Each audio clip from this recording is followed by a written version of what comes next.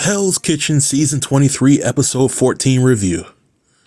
Well, good people, tonight's episode was quite the doozy, and I didn't quite predict tonight's elimination, but I'm glad that it finally happened.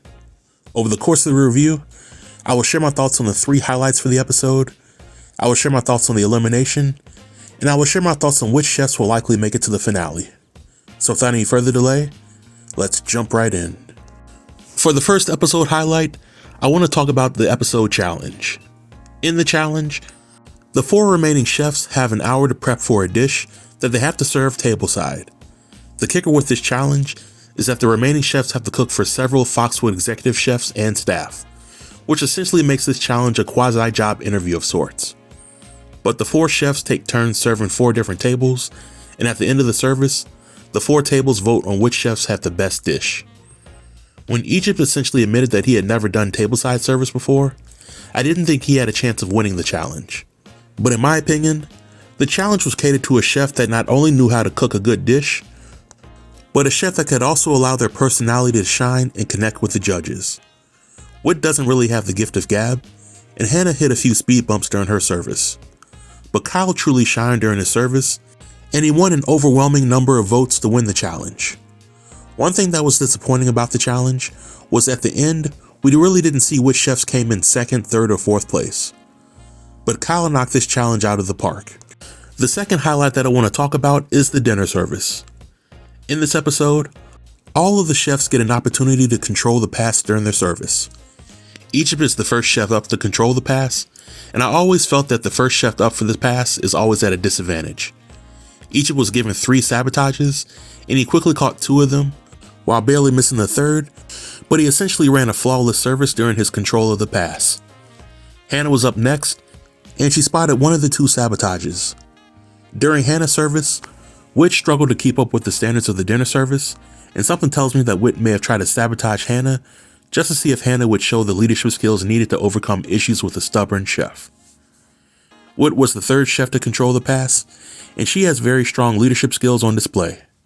She spots all of her sabotages, and she truly showed why she was one of the best chefs that remained in the competition. And then there was Kyle's turn at the pass. Kyle actually surprised me with how he was able to make his voice known in the kitchen and how he demanded excellence. Kyle was able to catch the sabotages, but good old Whit had a full-on meltdown when she had trouble cooking her dish and it held up the kitchen. During Whit's crash out, she had the full attention of her fellow chefs, Gordon, and apparently everybody in the restaurant, and it couldn't have come at a worse time. Whit eventually regains her composure and the dinner service ends. Gordon shares his kudos to the team for their service, but he also tells the chefs that they're all pretty much neck and neck when it comes to which chef will be moving on to the final 3. The third highlight that I want to talk about is the elimination. To my surprise, when Gordon announced the final 3, Egypt was the first name called. In my opinion, Egypt is more than deserving of being in the final 3, and he has been one of the most humble chefs to compete in Hell's Kitchen this season. Hannah was the 2nd chef to move on to the final 3, and Kyle earned the final slot, leaving Whit on the chopping block. Gordon acknowledged Whit's skills and allowed her to keep her jacket, but he said that her time in the competition is over. Whit then tried to leave the room without thanking Gordon or even acknowledging Gordon in any way. So here are my thoughts on Whit's elimination.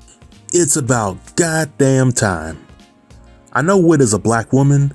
I know she might have endured some struggles and challenges in her life, but her arrogance and her lack of respect for the other chefs in the competition was her ultimate downfall. Several videos ago, I stated that I firmly believe that Gordon reviews all the footage from the cast members outside of the kitchen, and it helps him decide which chefs would be the right fit for his restaurant. Whit is a great chef, and she has some strong leadership skills. But Whit had an attitude problem that was on display for a large part of the season. Between her run-in with Megan, to her issues with not being one of the first chefs to get a black jacket, and her crash out during the dinner service tonight, Whit dug her own proverbial grave, and she also burned a bridge with Gordon in the process. I truly believe that if Whit simply had one bad night, but she showed some humility, then Gordon would have offered Whit a job or a networking opportunity. But Whit's attitude being on display for a national audience might cause potential employers and business partners to look the other way when she tries to connect with them. I do wish Whit much success in life, but she really was not ready to be Gordon's next head chef. So we have the final 3 remaining chefs in the competition, and as you all know, the next episode is the finale. Last week, I said if Egypt makes it to the final 3, he will be a lock for the finale. Between his edits and his consistency in cooking good food that the judges love, I can't see Kyle or Hannah beating him out in a head-on-head cooking competition. I do think that it's a toss-up between Hannah and Kyle for the second spot, but I think that Kyle might make it to the finale because he has shown up really strong as of lately. And if the finale features Kyle and Egypt, then I think the finale teams will be as follows. Egypt will pick Hannah, Amanda, Joe, and Anne-Marie. Kyle will pick Whit, Brandon, Lulu, and Brittany.